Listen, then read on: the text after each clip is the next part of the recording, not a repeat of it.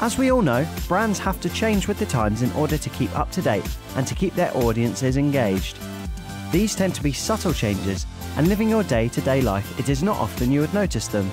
However, when the evolution is put in front of you, the big differences are visible. Let's take a look at Pepsi.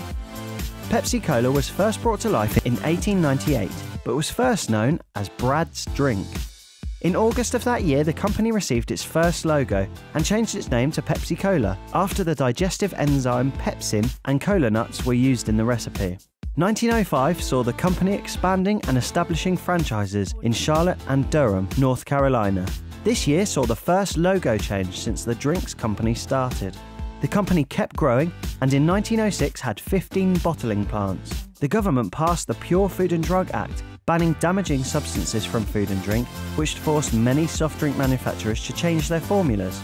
Pepsi, being free of these products, took this opportunity to once again change their logo and added the slogan, "The original pure food drink."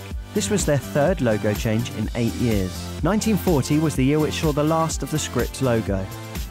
This year also found Pepsi hiring an African-American sales executive in order to promote the drink into the African-American communities during the time of the pre-civil rights era.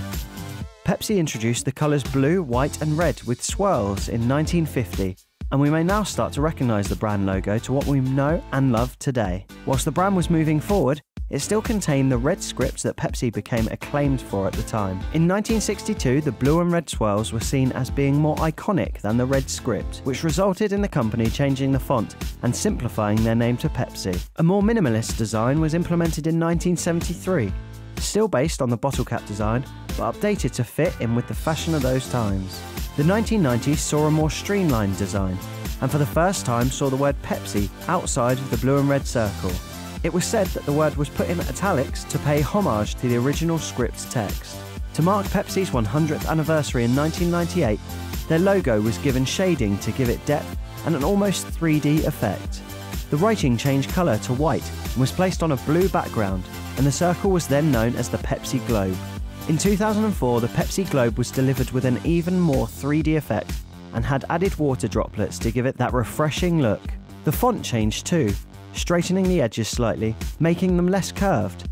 Notice that the word Pepsi was still outside the blue and red circle. Today, we see a very different logo altogether, with the Pepsi Globe returning to a 2D format, and the swirl in the middle has been designed to look like a smile. The font has returned to being blue and more rounded like the original logo, whilst also being changed to all lowercase.